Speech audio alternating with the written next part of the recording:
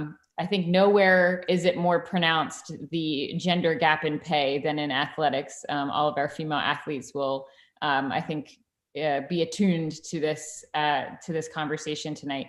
And on kind of continuing on the theme that we've been discussing all semester is this idea that money talks. And when money talks, people listen, right? So we can say to companies, you should pay equal rates for your female employees. You should promote your female team members at equal rates. You know, we should see women leading companies and CEOs and in C-suites. But just saying that obviously hasn't gotten us there. And so tonight, Julia is going to talk with us a bit about the idea of using investment dollars as leverage to encourage companies that are found, really to support companies to grow that are women founded, to support companies that are women led, and to incentivize companies that are not yet focusing on gender equity when it comes to pay and leadership and diversity of boards and things like that. So with that, I'll hand it over to Christian. He can give some more opening remarks while I think Julia just joined us. So take it away, Christian. Great, thanks. Yeah, no, great to be here. And I love this topic, gender lens investing. Hi, Julia. I see you're here. And thanks. Hi, everyone. Thanks for the intro. Yeah, it's you know, I know a lot of what we talk about here probably comes across as theoretical, but it's fun to have practitioners like Julia talk to us about what's really happening out in the streets or in the boardrooms or what's not happening. And I feel really good about the state of impact investing right now, because as I talk to investors, and I speak to people every day, investors, fund managers, policy people, there really is change happening. And I think, you know, I think the election results that we just saw are evidence of that. And, you know, I think going into next year, we're going to see a big change. And there's just something in the air, but I also see it in activity, certainly on the environmental side, but also on the social side.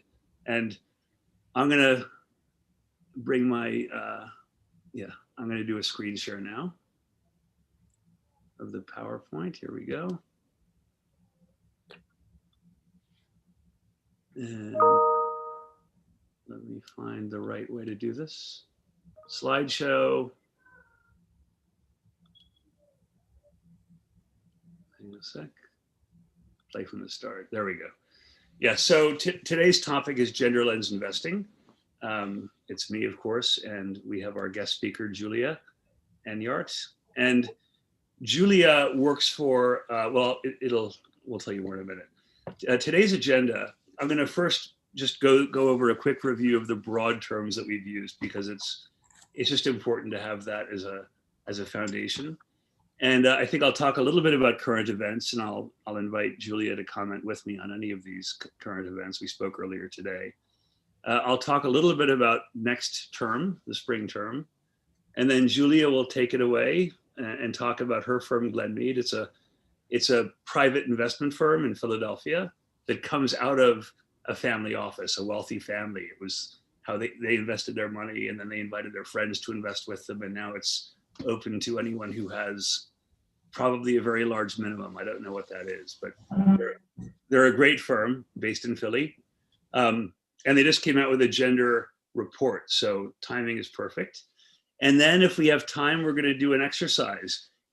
We're going to break up into groups, and each group becomes a fund manager, and you get to create your own gender fund, and we'll help you do that. And then we'll close. So that's the agenda. I just wanted to just review the basic terms. You know, we call it the alphabet soup of investing, the SRI, ESG, and impact. It's just important to get this foundation and to repeat it. So, you know, we've talked about this each month, but I'll just quickly go over it again.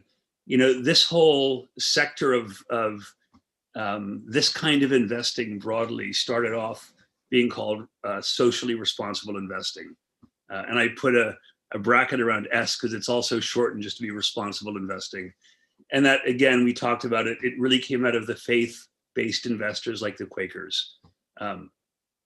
and then the Methodists, and then other groups that had social responsibility more from a humanitarian point of view.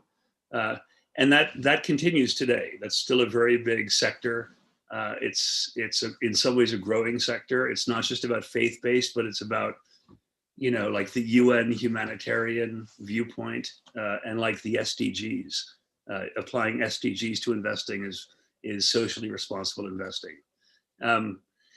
So that's been around for a few hundred years, and then ESG, the three sectors: environment, society, and governance, and thinking of bracketing responsible investing into these three different columns really is quite a new phenomenon, really just the last 15 years. And that was, again, driven by the United Nations and Kofi Annan coming to the financial sector globally and saying, can you all think about the environment and society and governance when you lend money or when you build investment products? And can you get back to me on that? And this famous report, Who Cares Wins, came out of that. And please, I know you're all busy, but read the report, Who Cares Wins, at least the summary at the front. You can Google it. It's easy to find. It's kind of like the Constitution or the Magna Carta of the ESG movement. It's really worth reading. And then much more recently, really in the last, I think it's 13 years technically, we had impact investing. And impact is the most narrow view of these three.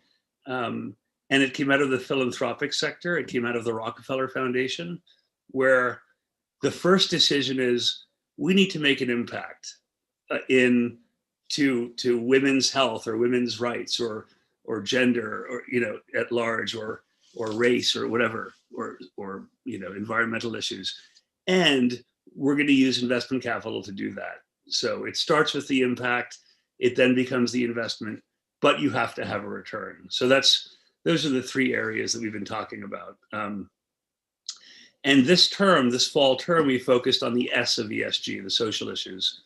We started in September with Chris at the US SIF, which is really one of the first US organizations to look at sustainable investing. They've just come out 2 weeks ago with their big report on the state of the industry. And they do it every 2 years. So it's a pretty important report.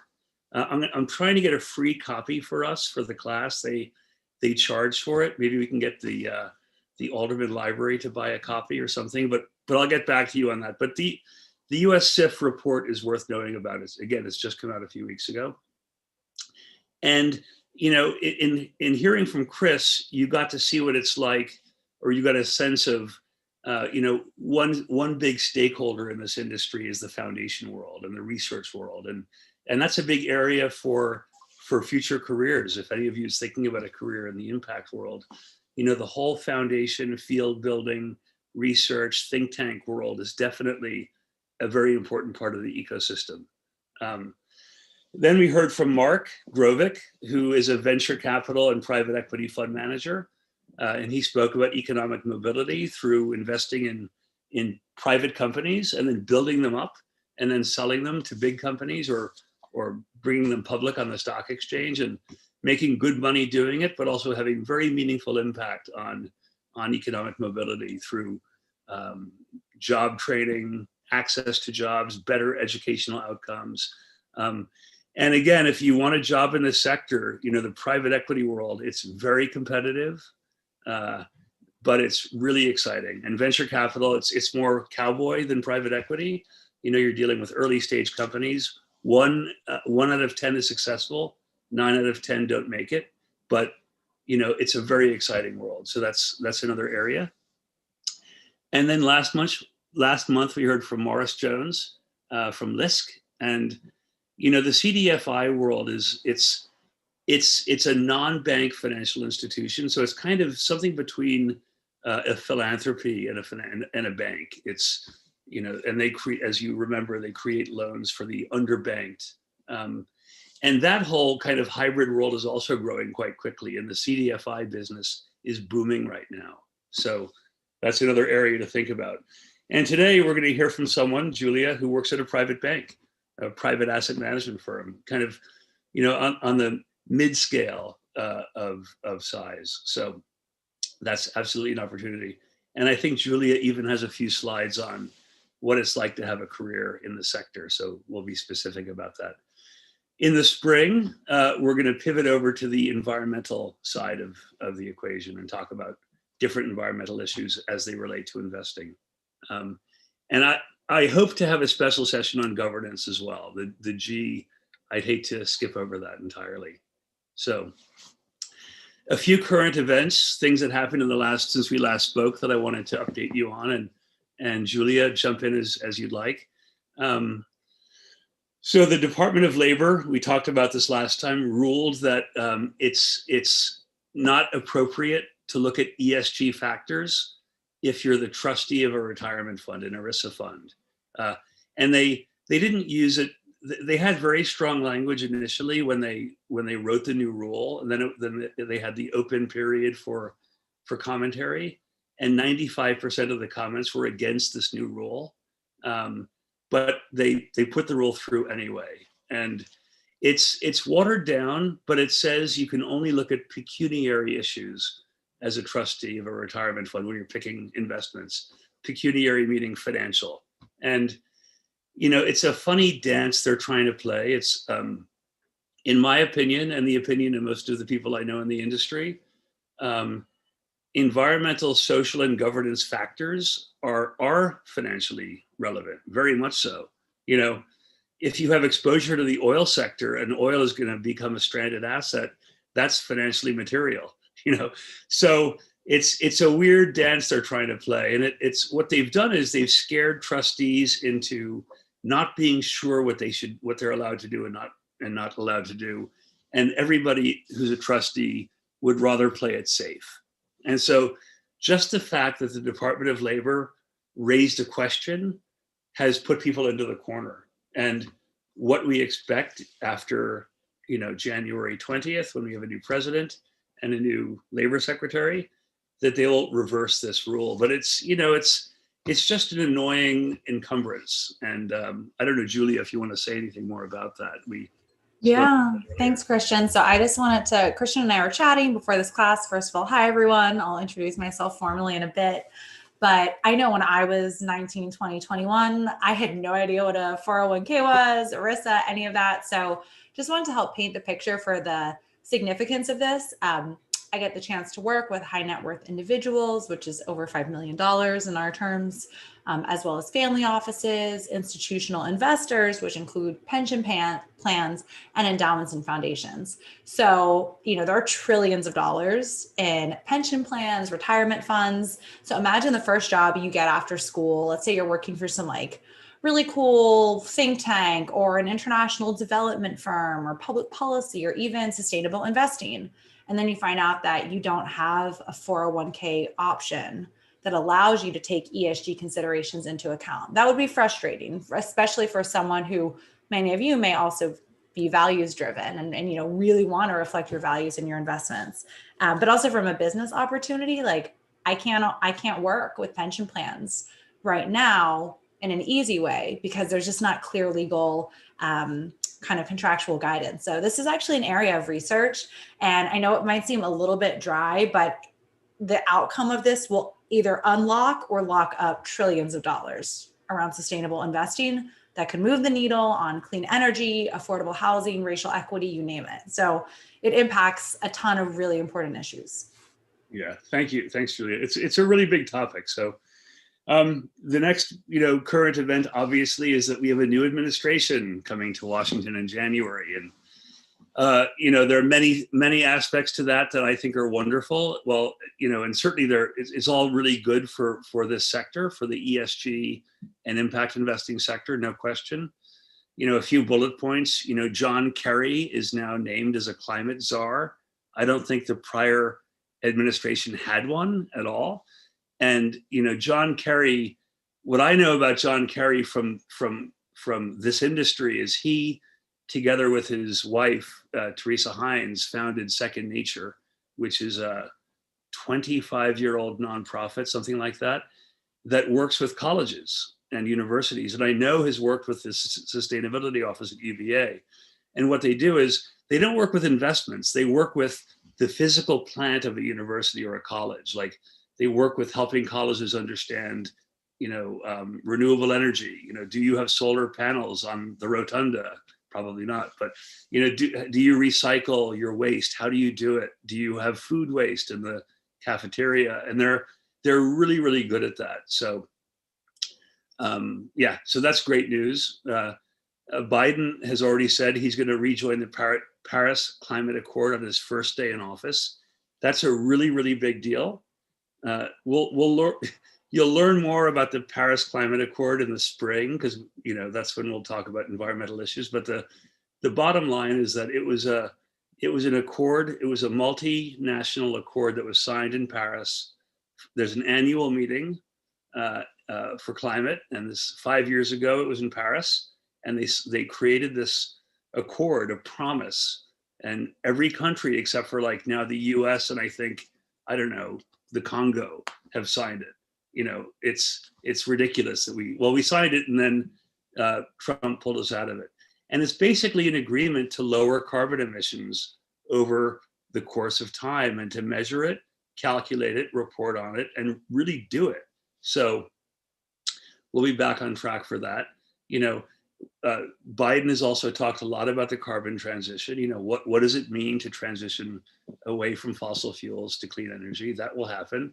And last but not least, look at the diversity and inclusion we see in this new, in the appointments he's making so far. I mean, look at the vice president. I mean, that alone is amazing.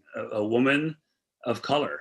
I mean, that's historic. It's huge. So these are big current events as regards life, but certainly as regards our industry. And two things, if you're bored over the holidays, there are two reports that have come out in the last few weeks that are really important related to climate, so you can look forward to the spring. One is from the World Resources Institute. It's called The State of Climate Action. It's basically a scientific analysis of where we are now with regards to climate change. And I'll bottom line it, the news is really, really bad. We're not doing well. We are not on target globally. And if we don't change radically, we might go extinct. Quite honestly, it's a really serious matter. Please take a look at that report. Just read the summary at the front if you don't have time to read the whole thing. It's easily accessed on the internet. And then the other really important report that hasn't gotten a lot of press because it sounds dry, but it's not, is from the Commodity Futures Exchange. And it's a report, it's the first report ever in the US that details, it's 163 pages long. I only read the 20-page summary at the front, but it details the financial risks of climate change. And basically the bottom line of that report is climate change will collapse the US financial system if we don't take care of it. It's, the insurance industry won't be able to pay for claims, et cetera. So that's another thing to look at if you're bored over the Christmas break or the holiday break. And I just had to put a picture of our new vice president up. I just think it's so exciting. So we'll pause for a moment. Okay, all right. So Glen Mead, where Julia works. Glen Mead is a trust company. It was founded in 1956 for the purpose of taking care of the Pew Memorial Trust, which I'm sure you've all heard of the Pew Charitable Trusts. Big philanthropists. It's the Pew family. They did make their money in oil, sun oil, but that's okay because the current generation is doing lots of good things with the family's wealth. They're headquartered in Philly, and they have offices in Cleveland and New York and Princeton and DC and Palm Beach, of course, and even Wilmington. Maybe Biden's a client, who knows? And they have 37 billion in assets, so they're kind of a perfect size. They're big enough to make a dent and small enough to be noticed if you work there. I think that's a great size of a firm. Julia, who I've invited to speak to us today, is a vice president looking at sustainable and impact investing. She's, a Wharton person. That's okay. We still like you. University of Pennsylvania, but undergrad did a Bachelor of Arts degree in international relations. So you didn't come out of the box thinking you wanted to go work at Glenmead or any such place, nor did I. And I love the fact that you're involved in the Women Investing for a Sustainable Economy in Philly. Maybe we need to start a chapter in Charlottesville. And a board member of Brandywine Ballet. I think supporting the arts is important. I do the same. And the last slide I'll do before I turn it over to Julia, they've just come out with a new report, which Julia will go through. And it looks at really 5 topics as they relate to women. Women in leadership, access to benefits, diverse supply chains, diversity in your supply chain, pay equity, and talent and culture. So the report will look at each of these dimensions. And with that, I will turn it over to Julia, and I will remove my, how do I do that? Stop share. Great. All yours. Thank you so much, Christian. And just to do a time check, it's about 7:25. Should I aim to go into like 7:50 and kind of check in? 7:55? Okay, cool. You can also interrupt me if I'm going too long. All right. Hi, everyone. My name is Julia Enyart, and I am really excited to be here with you tonight. Before we dive in, I'll just say that though I did go to Penn undergrad and then, shocking most of all to myself, back for my MBA, I have a lot of UVA graduate friends who then went for their MBA. And at Wharton, I got to learn a lot about UVA undergrad traditions. I've been to visit your campus multiple times. I was actually there last year, right around Thanksgiving. No one was on campus. I was so confused. And then I learned it was the UVA Tech game. And so I was on campus and everyone rushed out of the stadium and everyone was like so excited. And anyway, obviously Virginia Tech wasn't excited. So nothing but love for Charlottesville. And I have like my inner Wahoo pride. So just wanted to kick off with that. So one moment, I'm going to share my screen. Let's see if this works. Okay. Let me know if you guys can see this okay. Okay, fantastic. Oops, sorry. Bear with me one moment. You bet. I see it. Okay, cool. All right, so introduction to gender lens investing. So first of all, I just want to kick this off with saying that gender lens investing is not some niche investment approach. I know when I first heard of gender lens investing, I probably thought of it in terms of microfinance or investing in small women's cooperatives. And that is fantastic and a component of gender lens investing, but it's much more broad than that. And if you think gender lens investing is niche, you should think about the way we currently invest, which is predominantly with men. So we've already been doing gender lens investing, just we're trying to reverse it and balance it. Gender lens investing does not equal investing in only women. Gender lens investing means investing in gender balanced companies. So just wanted to dispel those notions before we got into this, because I think those are important points to just talk about. And for any of the men in the room, like my goal is just to make you feel like really empowered that you know about this subject, and to hopefully empower you as future investors to go out and invest in gender balanced teams as well. So if you will bear with me one moment, I'm just opening up another set of slides on my computer screen, just so I have my little talking points to refer to. Okay, we'll get back to the fun. All right, so my former life, before we dive in, I just want this audience to know a little bit about where I came from, because I work in finance now, but that's not where I started. So my 20s were really driven by business and international development. I was really driven by being a part of something bigger than myself. For example, I thought I wanted to work for the CIA. I was UPenn undergrad, international relations major, French minor. I was intrigued by this idea of business-oriented approach to development. I read a lot of Nicholas Kristof, a New York Times writer. I'm not sure if any of you are familiar, but he really turned me on to this idea that you could work with people in developing countries, emerging economies, not as victims, and you really should not view them as victims, but as really future consumers, and really in a capacity building format. So as I navigated my way through the world of development, I just wondered, where were all the MBAs? So first I started out at Booz Allen, federal consulting, worked for Department of Homeland Security, learned a lot, did not want to work in Homeland security. I was doing things like wargaming exercises, which are really important, but just didn't feel like the right place for me. So after 2 years there, I went on to a really cool economic development NGO called TechnoServe. And all of you should note this down because TechnoServe is a fantastic way to get experience abroad. They cover financially your entire experience, and that is rare. You will not earn a huge profit. I think I was making like $30 a month, but they covered my vaccines, visa, airfare, like housing. That's kind of unheard of. You sometimes have to pay initially to get yourself abroad. So note that one. And then I worked for Chemonics, which is a really cool international development firm. They are the largest contractor for USAID, the US Agency for International Development. So I'll just plant the seed. If anyone in this class wants to talk about a career in international development, that's really how I spent most of my 20s. And I'm happy to chat if you want to follow up. I really wish I'd known about Chemonics as a 21, 22-year-old based in DC. I was working based in DC, but traveling to Southeast Asia and Sub-Saharan Africa for 2 to 3 weeks at a time. I think I've got some fun pictures in here. I was in Addis Ababa, Ethiopia. Here I am in Cameroon, hiking the tallest mountain in West Africa, and in Cape Town. And I know my life used to be really cool, but now no one's traveling. So I guess we're all on the same page. But I can't imagine a better way to spend my 20s. However, I was really interested in working with African and Asian small business owners and helping them transition from public to private sector funding.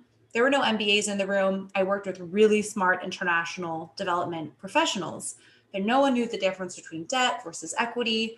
And frankly, I hadn't really been interested in that up to this point in my life, but finally made my way back to Wharton, and it was the best decision I made. So any prestigious business school is a great decision. It really gave me the financial skills and network I needed. I thought it was an important message to share with this group because I know that this is predominantly a group that is School of Arts and Sciences, but also public policy, and just don't limit yourself. You can do one career for a few years and then transition and still retain your passions and who you are. I just saw business as like a skill set to help me go farther. So I fully focused on impact investing at Wharton. I gained financial skills. I was part of investment committee deliberations, so like literally arguing in front of 8 venture capitalists, asking them to fund a sustainable packaging startup. We got $1 million for that. That was amazing. And then that company ended up getting a contract with Jet.com, which was so cool to be a part of. Deeply embedded in the impact ecosystem and mapping out where I fit in. It just gave me time to like step back and reflect. That said, my job search was entirely self-guided, and we can get into that more at the end. If anyone wants to talk job search in this space, it can be a little more difficult as an undergrad than as a graduate, but it can be done. I'm happy to help talk that through. So anyway, here's some more fun pictures. I actually did an international specialization at my MBA as well. And I got the chance to go to Cameroon again, do a French intensive program. And here I was taking pictures of a herd of elephants in the Masai Mara, which was absolutely a spiritual experience, just incredible. Okay, so that's the fun stuff. I also worked for a really cool fintech startup. Okay, so let's shift to gender lens investing. Can anyone name this business leader?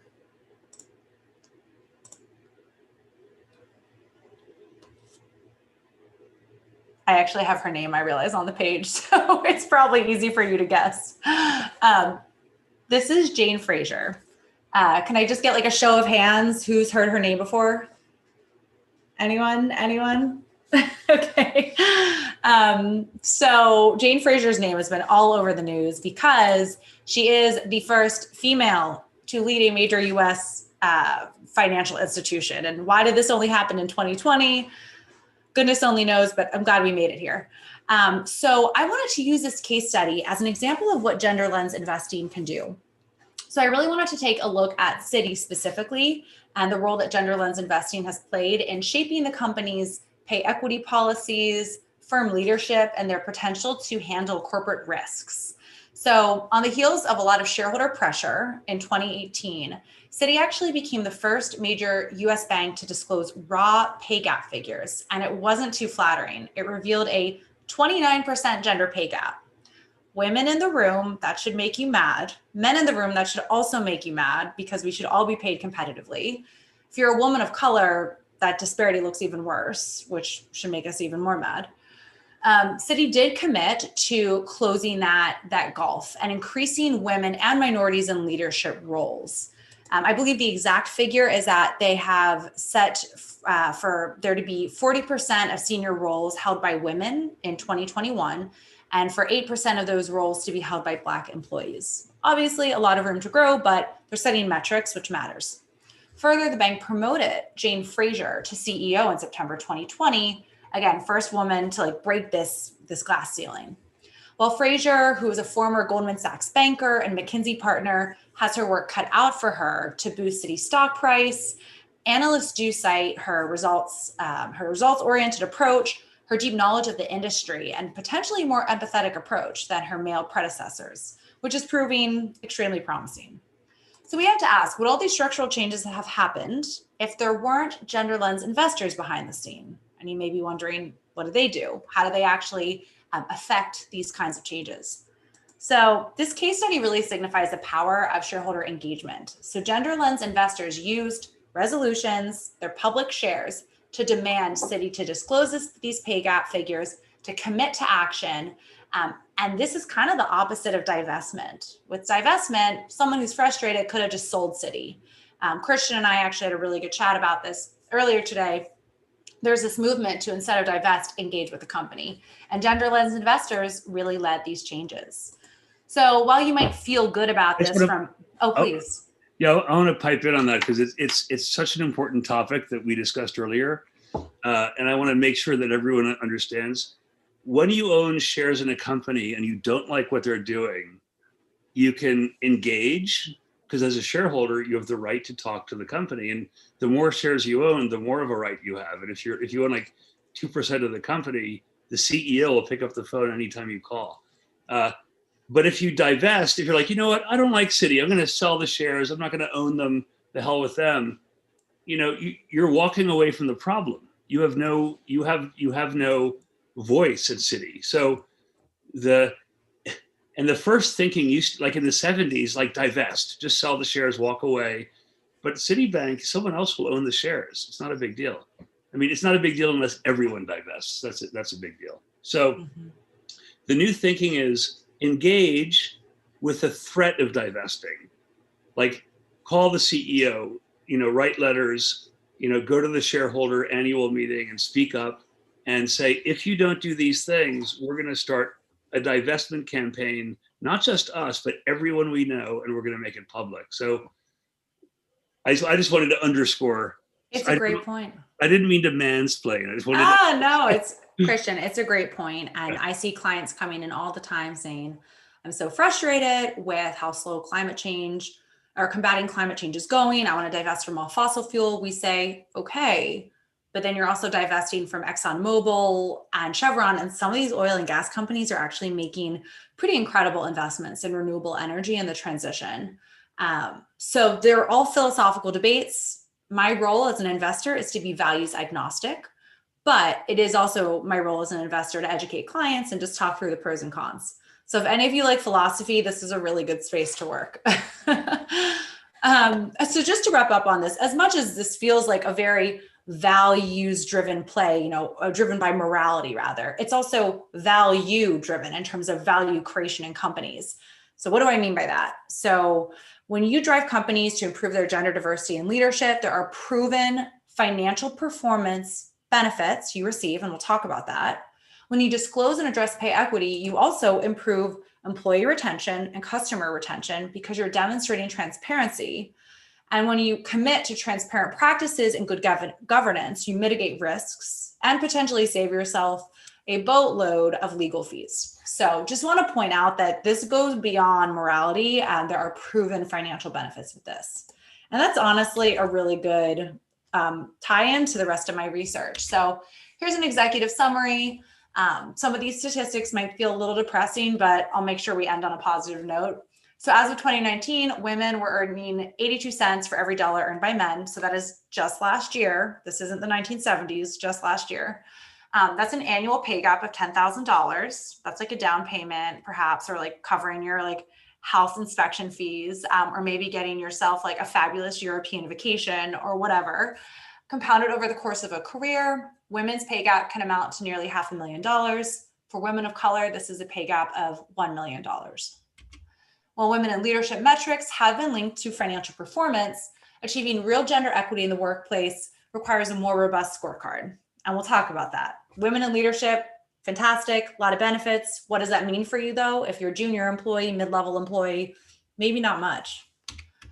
Investment strategies that include the 5 dimensions of gender equity, which are women in leadership, pay equity, access to benefits, diverse supply chains, and talent and culture. So like think programs around promotion, retention, mentorship, illustrate risk return benefits.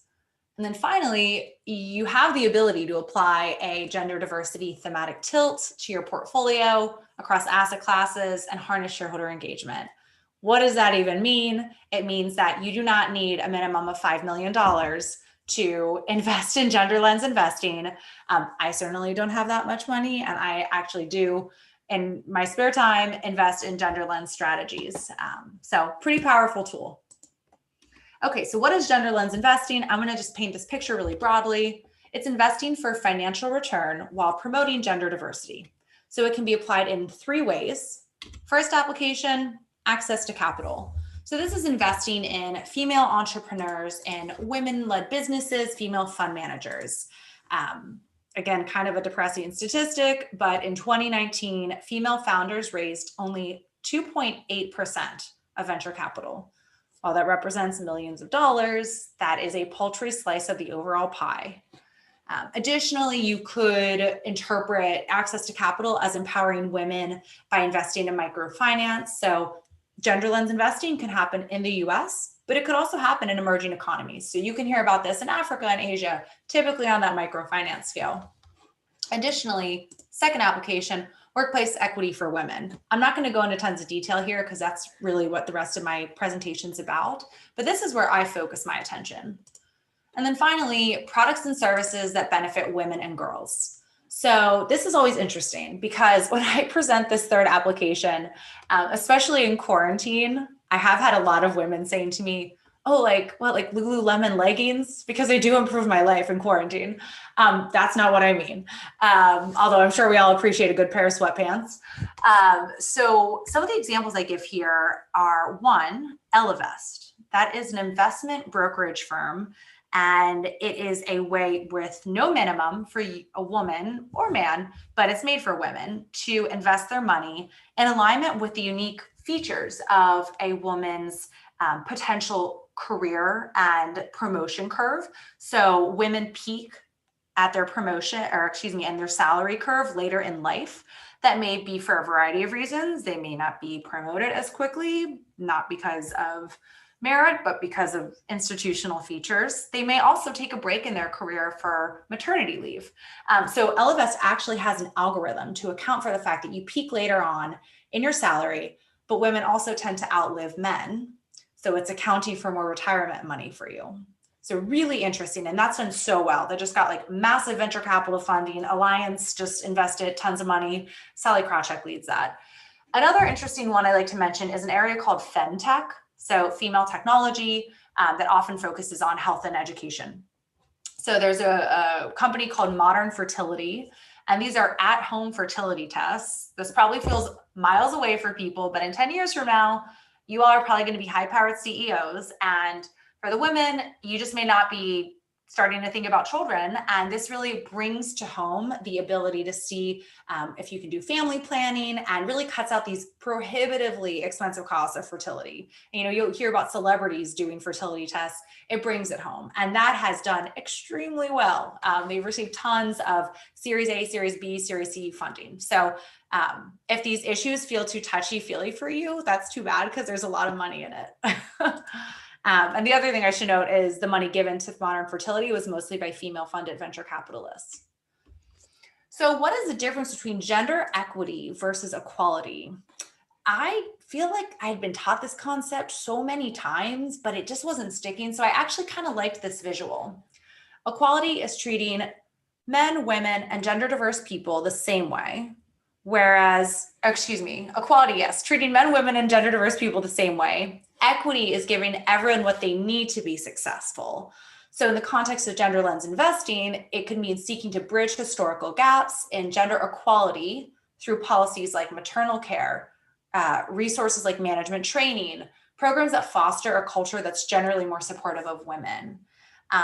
I think that visual is really helpful. You can see that what's changed here is that these people all have different kind of stepping stones to be able to reach the apple. So a simple visual, but it makes sense to me. So oftentimes when I'm working with clients who are, again, individuals, endowments, foundations, family offices, and institutional investors, they say, I would love to work in gender lens investing or have this be a part of my portfolio, but I don't really think there are any products available.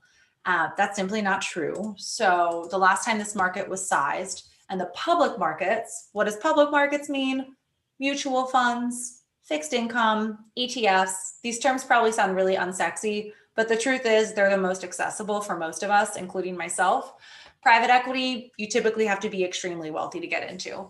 But for public markets, we've seen a growth of assets up to $3.4 billion. That's as of 2020, or I guess it's actually the 2019 figure, sized in 2020. So this is not some niche space.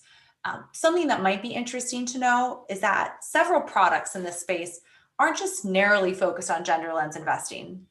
For example, we have a strategy on our platform at Glenmead that is an emerging markets focus. It focuses on climate change. It focuses on product safety and supply chain, ensuring that there's supply chain safety. It also focuses on good governance and making sure that you're investing in companies with really strong board of directors and rotation between board of directors, gender diversity as well. So gender can just be but one component of a broader ESG strategy.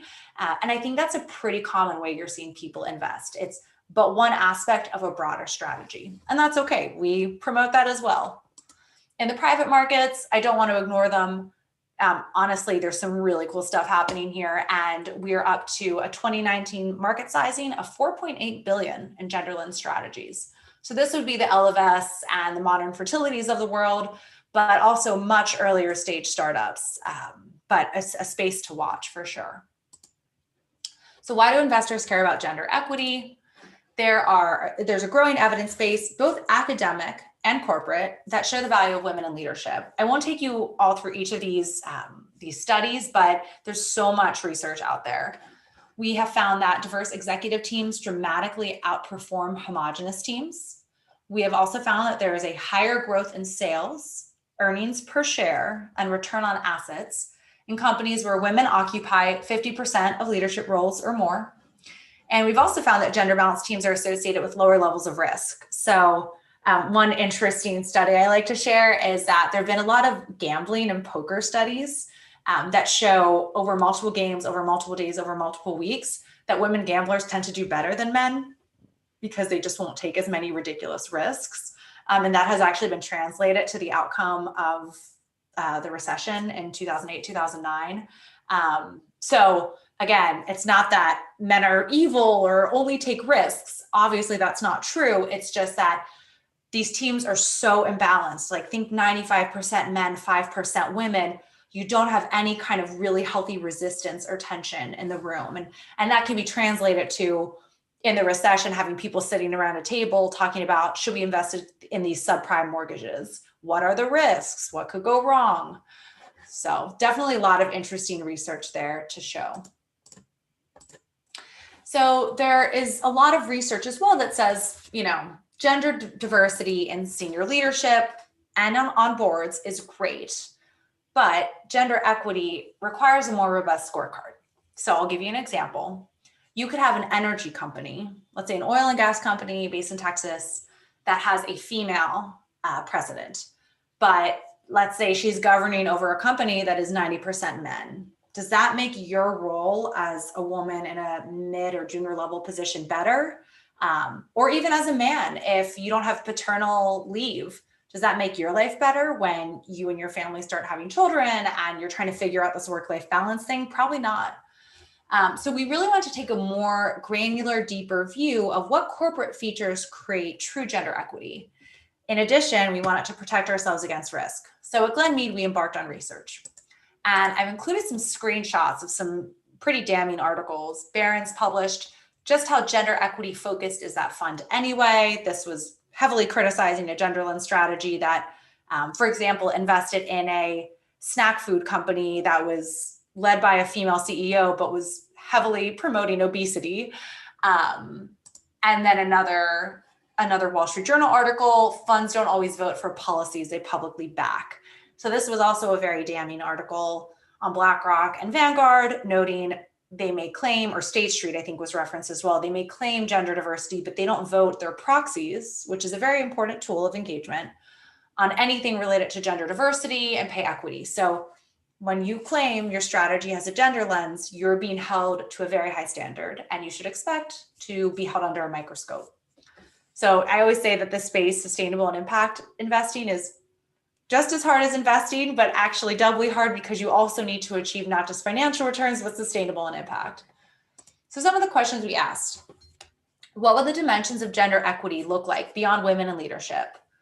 And then, what is the actual data or economic argument for caring about these other dimensions? And how do we measure and quantify dimensions like culture and outcomes? Are they even material? Maybe they're material in the long term, but in the short term, it's just really expensive to invest in a talent and management program. And a lot of investors have short-term mindsets, so they don't really want to think about that right now. So the 5 dimensions of gender equity that we came up with were, again, these 5. I won't go through them all because I'm sure you've heard me say it now a few times, but this is really what my latest research focused on. And I got the opportunity, the privilege to work with gender lens advocates, investors, thought leaders who really brought a lot of data to bear in each of these 5 dimensions around why it wasn't just the quote unquote right thing to do, but the value driven thing to do. So I want to take this group through just 1 or 2 case studies. I'm also conscious of time, and I want to make sure that we get to maybe even 5 minutes on anyone who's interested in this space, how you can tap into it. Okay, so let's talk about access to benefits. I told you there are some depressing stats in here, so don't say I didn't warn you. So the gap in life expectancy between those who are in the top 1% and those who are in the bottom 1% is 10 years. And I just feel like you got to let that sink in, especially in the COVID environment. An essential human right is access to healthcare benefits. And that is something that gender lens investors care about. So access to benefits means healthcare, but also the specific needs of women, which would be maternal care and then post-pregnancy. So we, really think that the disparity, our hypothesis was this should be top of mind for gender lens investors, especially because Americans expect healthcare from their employers. The US is the only OECD country that does not guarantee healthcare from its government, which is, a statement. And then we also wanted to ask, how do corporations treat, women's unique healthcare experiences? So I have 2 interesting company examples.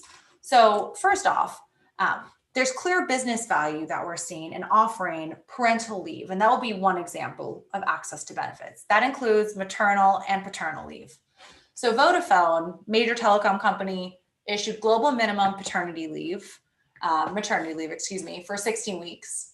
And while this may seem really extensive, most companies give 4 weeks paid. Maybe if you're a teacher, you might get 6 weeks of FMLA, which is not even fully paid.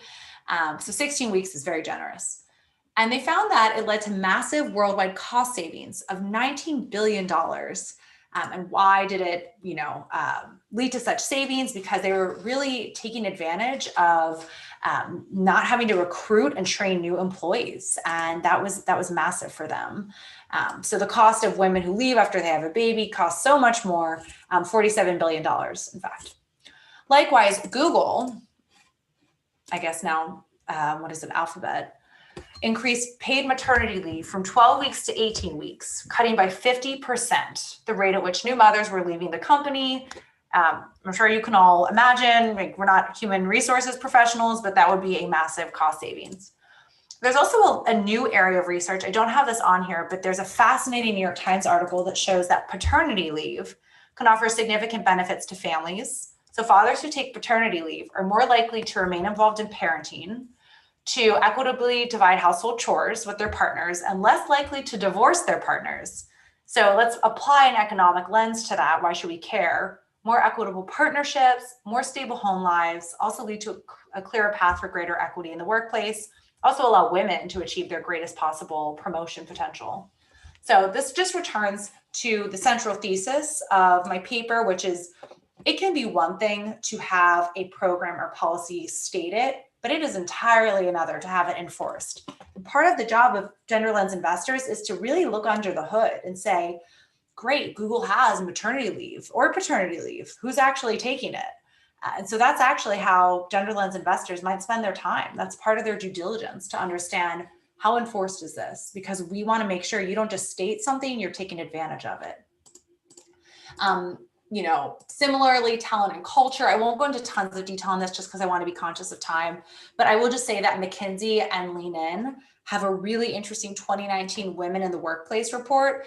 It talks a lot about, why are women not progressing? It doesn't have to do with attrition. Men and women are actually leaving at the same level at each step. Bottom line is we're missing mentorship programs and advocacy. So how do we combat that? I just wanted to make one comment on, you may be thinking, Julia, this is great. How are US companies doing in providing this data? Because I can't make these decisions about is Google better than Vodafone, better than Target or Comcast until I have equal information. So the answer is the US. I actually love being an American. I hope I do not sound like I'm being too anti-US because I love the US and I really believe that we're at a really interesting pivotal moment. But data disclosure is tough. Right now, in terms of pay equity reports, the UK publishes, so 78% of UK public companies publish pay equity. That is because of regulation. Look at the US, 2% of US public companies publish pay equity reports. Now, the more investors demand pay equity reports, the more likely investors are to voluntarily disclose it because, of course, HR teams are tracking this information. They're just not publicly disclosing it. So regulation makes a difference, as I've said. I am very curious to see what happens under the Biden administration if there's a push for this. I think it will reveal a lot that companies may balk at, but I think it's something to watch. I just want to note that I'm not going to go through all these tools. Again, want to be conscious of time, and Christian, I'm happy to share this deck after the fact if you want to distribute it. But for those of you who are interested how to apply a gender lens to your own portfolio, not that as a college student I had any spare money, but I just want to start planting certain seeds. There are public equity products with a gender lens. So that's like a mutual fund. Again, might not seem very sexy, but it's very accessible and it's doing incredible work.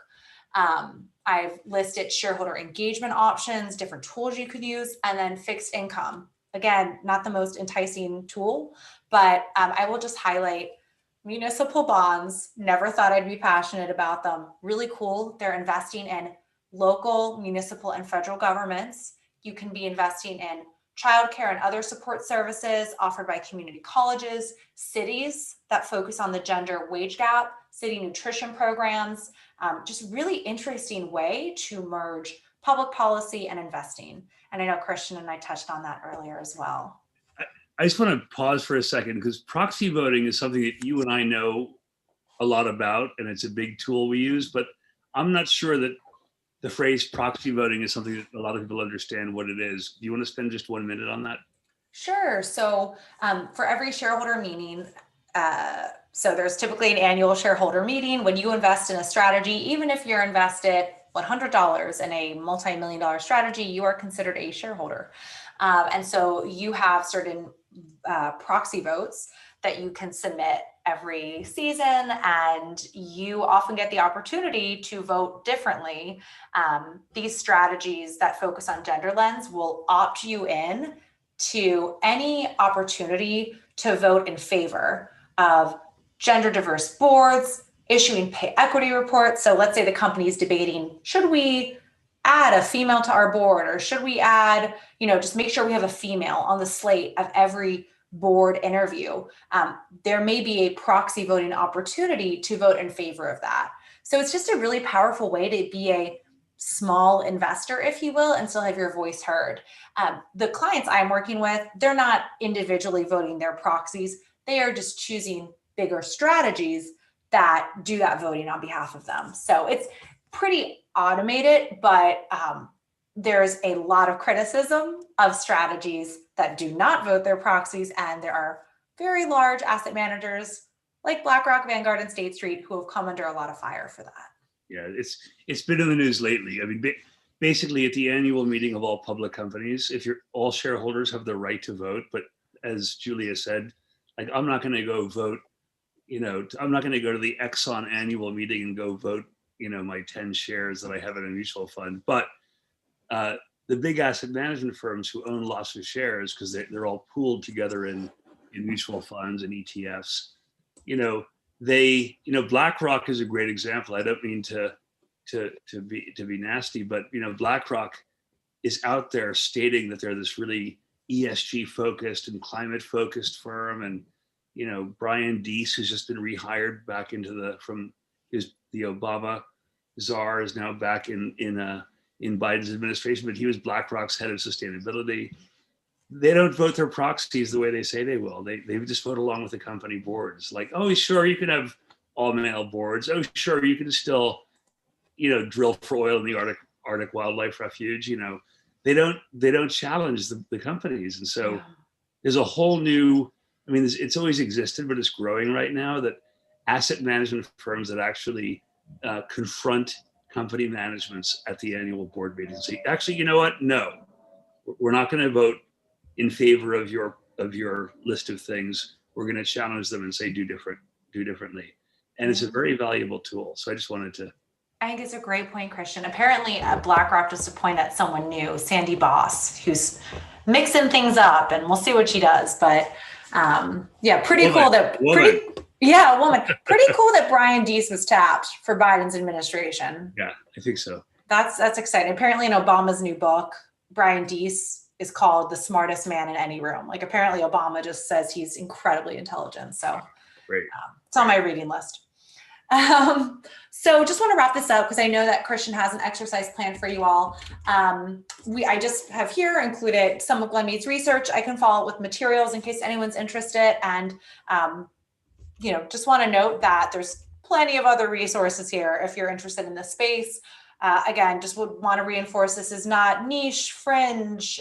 This area is only going to grow. And I should note a lot of the trends I've just explained around gender lens investing are being mirrored in parallel with racial equity investing. Glenmead has a lot of really important research on racial equity investing, how public market investors can act. And of course, we've seen a lot of increased intention there in the past year, importantly. Okay, Christian, do I have your blessing to spend like 3 minutes here? Okay, I want to be respectful of time. So I included a few slides here on how can you get a job in this space. Let's just pause for a second. In my role, I'm vice president on the sustainable and impact investing team. I probably spend about 10% of my time on gender lens investing. There's a much bigger expanse of how I spend my time. I would say about 30 to 40% is being an investor, taking different strategies to investment committee. That's exciting for anyone who likes public speaking, who likes arguing, who likes really doing due diligence and getting their hands dirty to know the ins and out and really be prepared to be peppered with questions by the audience. I probably spent another 30% of my time on thought leadership. So like the gender lens research.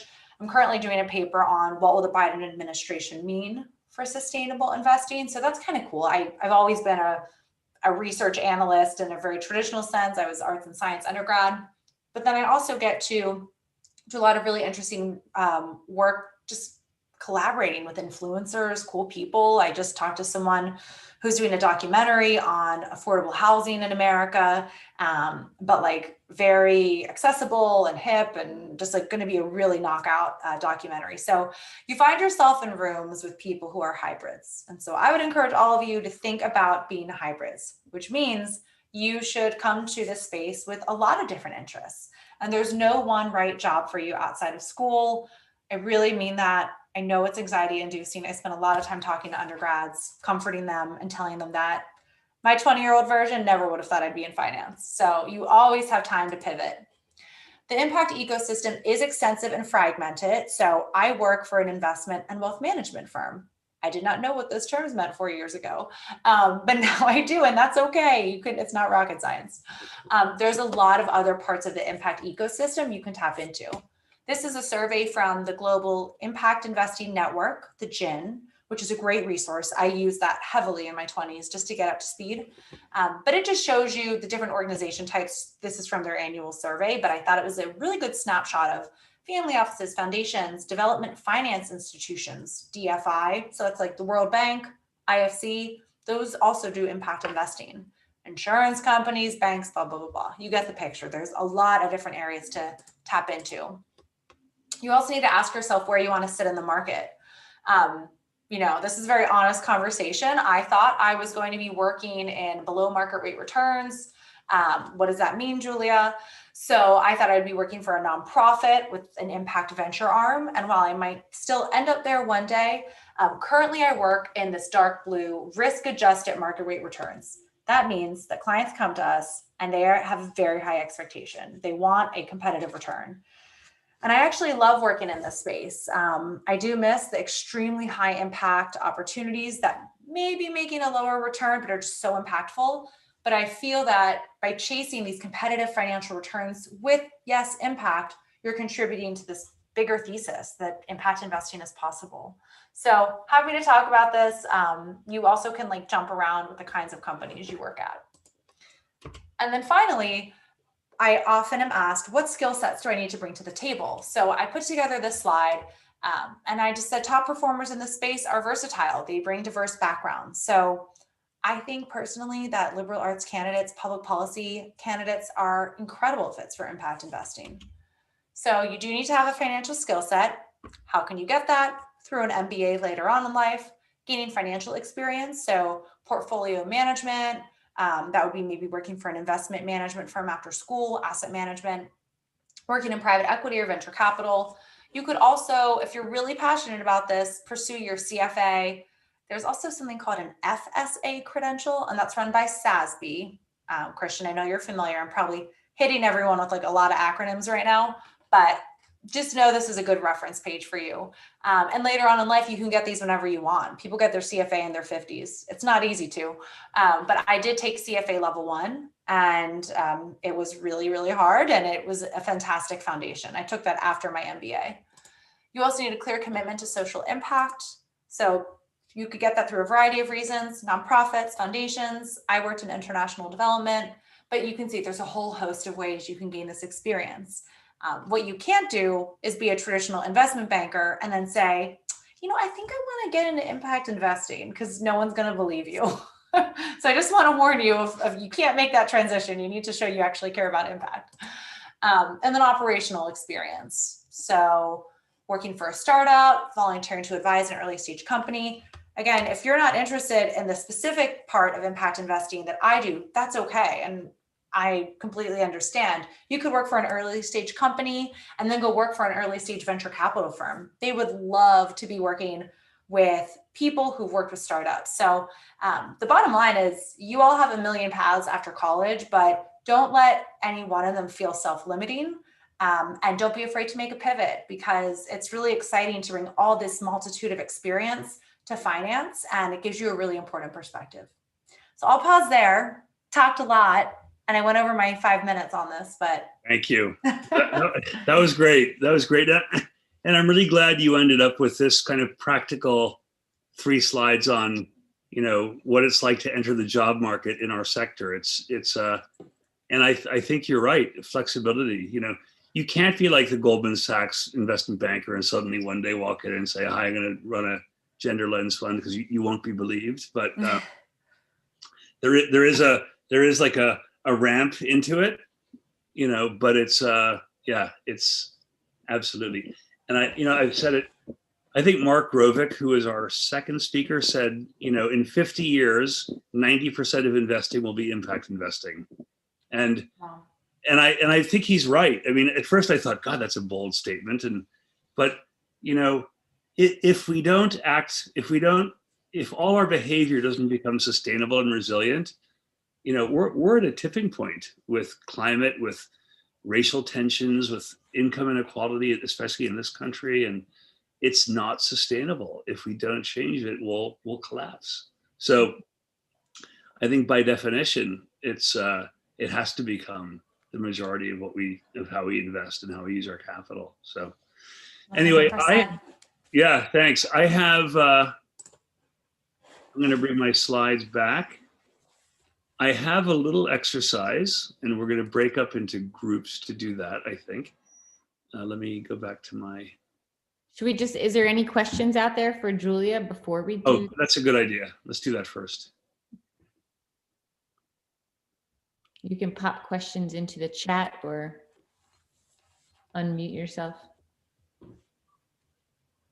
If you want to just ask in the chat box, that's probably easier for Julia, because Julia is a great resource. So while you're here. All right, well, Kristen, I'll let you pull up your slides as people think of questions. So you can pop them in there. Great. Here we go.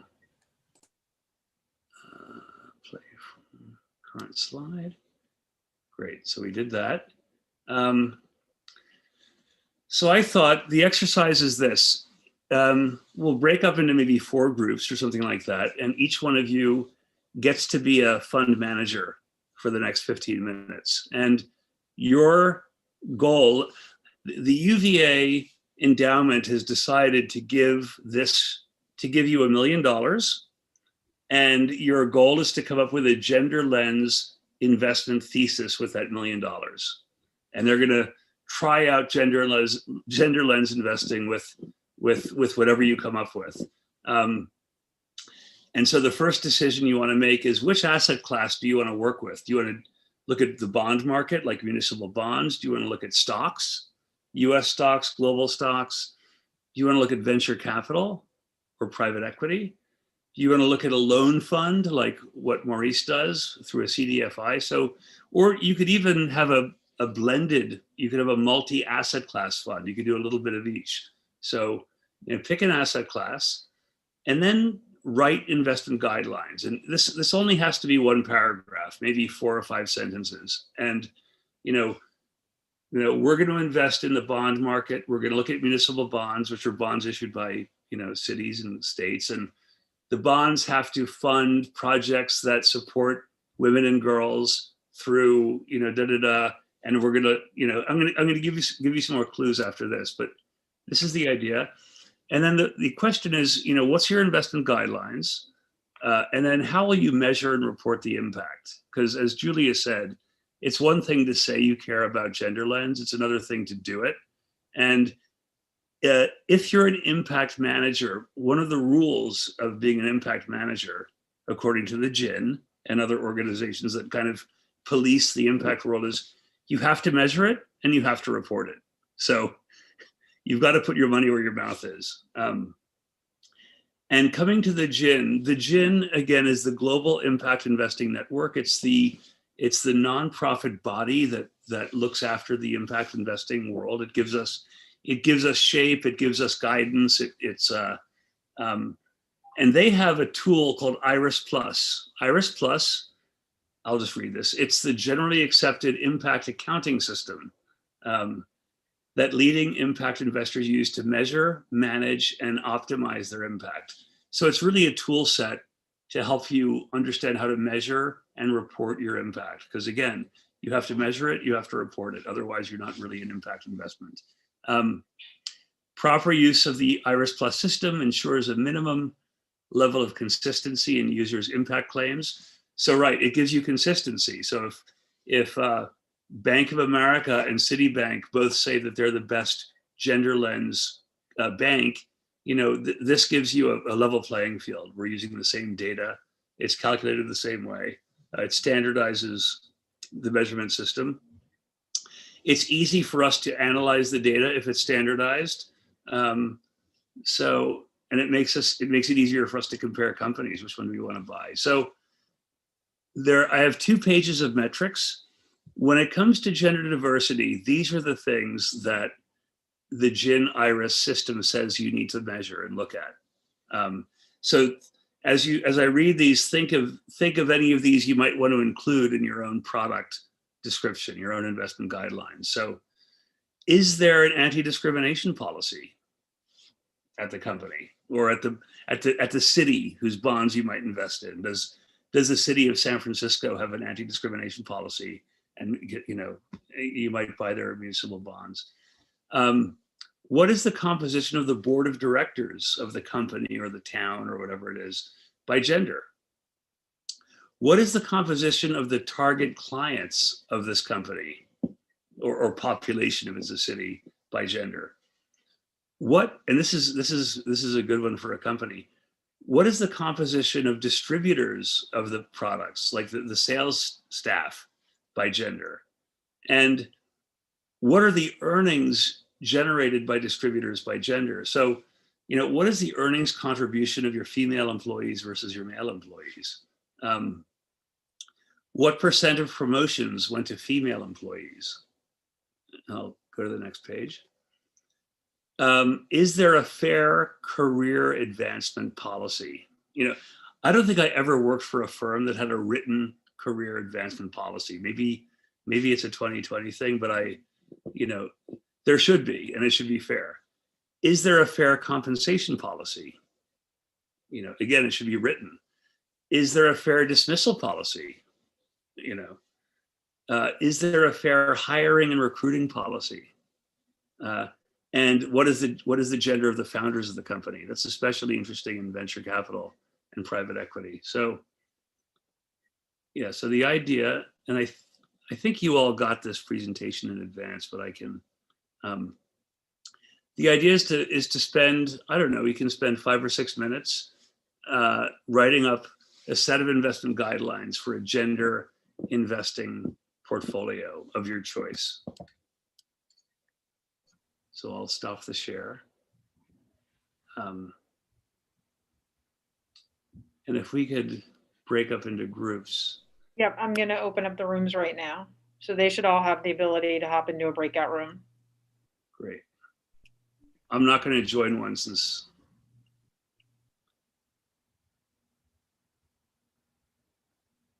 Should I join one, Christian? Sure. Okay. But don't give them unfair advantage. Jess, how many was there 2 breakouts then in the end or 3? So there were 3. Originally, Christian, I know you mentioned 4, but in terms of the numbers that we had and with all of us actually getting pre-assigned into one, it worked out just better with 3. That's totally fine. Okay. Yeah, I don't think they're going to get too deep on this. I think we give them maybe 5 minutes and just let them kind of think. It's a hard assignment, but it's just a way to get them to percolate. There's no right or wrong answer. It's just, yeah. I don't know. Yeah. So. Jess, do you want to pause us on record?